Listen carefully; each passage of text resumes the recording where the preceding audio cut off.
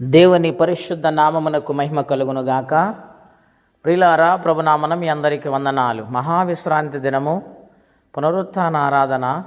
ప్రతి ఒక్కరూ కూడా ప్రార్థనాపూర్వకంగా విజ్ఞాపన చేయుటకు, యెహోవాను బతిమాలుకొనుటకు ఆయన సన్నిధికి రావాలని ప్రభు పేరట మీకు మనవి చేయుచు ఉన్నాను. దేవుని వాక్యము ధ్యానందాము. 84వ కీర్తన 2వ వచనం. యెహోవా మందిరావరణములను చూడవలనని నా ప్రాణం ఎంతో ఆశపడుచున్నది, అది సొమ్మసిల్లుచున్నది. జీవము గల దేవుని దర్శించుటకు నా హృదయమును నా శరీరమును ఆనందముతో కేకలు వేయుచున్నది. ప్రియమైన దేవుని బిడ్డలారా, ఈ విశ్రాంతి దినములో ఇక్కడ భక్తుడు మాట్లాడుతున్నాడు. ఏమనంటే, దేవుని మందిర ఆవరణము చూడాలని ఆశ. ఈ లోకములో ఎన్నో ఆశలున్నాయి. ధనముంది, ఆశ, శరీరాశ, నేత్రాశ. ఆశ లేని వారు ఎవరు ఉండరండి. నాకు ఆశ లేదని అంటూ ఉంటారు. అది ఏమాత్రము కూడా నమ్మదగిన మాట కాదు. ప్రతి ఒక్కరికి ఆశ కలిగి ఉంటారు. ఇక్కడ ఈ లోక ఆశను గూర్చి వ్రాయబడలేదు, కానీ దేవుని యొక్క సన్నిధిని గూర్చి వ్రాయబడింది. ఆయన సన్నిధిలో ఉన్న ఆ యొక్క ఉన్నతమైన స్థలములో ఆశ పడుచు ఆరాధిస్తున్నప్పుడు ఆయన నిశ్చయముగా జ్ఞాపకము చేసుకొని దీవిస్తారు కనుక భక్తుడు అంటున్నాడు, నీ మందిరావరణము చూడవలనని నా ప్రాణం ఎంతో ఆశపడుచున్నది. రెండవది గదే సొమ్మసిల్లుచున్నది, అంటే తీవ్రమైన ఆశతో భక్తుడు మాట్లాడుతూ ఉన్నాడు. నా ప్రియమైన దేవుని బిడ్డలారా, దేవుని సన్నిధిని ప్రేమించగలుగుతున్నారా? విశ్రాంతి దినం వచ్చింది. ఆయన మందిరావరణములు అడుగు పెట్టాలి.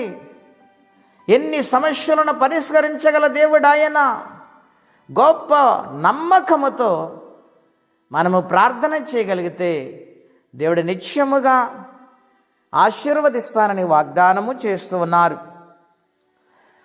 రెండవదిగా మనం చూస్తే 36వ కీర్తన 8వ వచనం.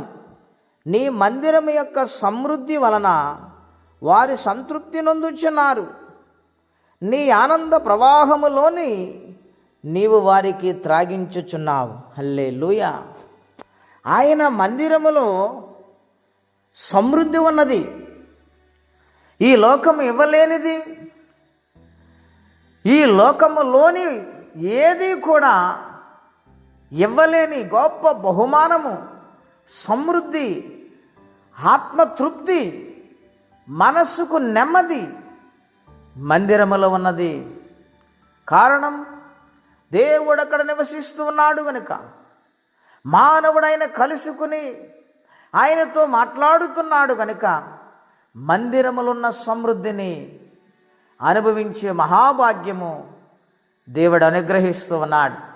ప్రియులారా, ఇటువంటి కలవరములో ఉన్న, ఏ సమస్యలు వెంటాడుతున్నా, ఎటువంటి బలహీనతలతో ఉన్నా, దేవుని మందిరము ఆవరణము చూడగలిగితే, ఆయన మందిరములోనికి అడుగు పెట్టగలిగితే నిశ్చయముగా ఆయన సహాయము చేస్తారు, సమృద్ధిని ఇస్తారు, లేమిని కొట్టివేస్తారు. గనుక ఆయన మందిరమును కోరుకుని ఆయన శరణు వేడితే ఖచ్చితంగా ఆయన కార్యము జరిగిస్తారు. అటువంటి దీవెన, ఆశీర్వాదం ప్రతి ఒక్కరూ పొందుకోవాలని కోరుకుంటూ ఈ మాటలు ముగిస్తున్నాను. ప్రార్థన అండి. అత్యంత కృపగలిగిన దేవా, మహోన్నతమైన మీ నామము కొరకై వందనాలు. నీ మందిరములున్న సమృద్ధి, నీ మందిరములున్న ఆనందము, నీ మందిరములున్న తృప్తి నేను అనుభవించాలనుకుంటున్నాను.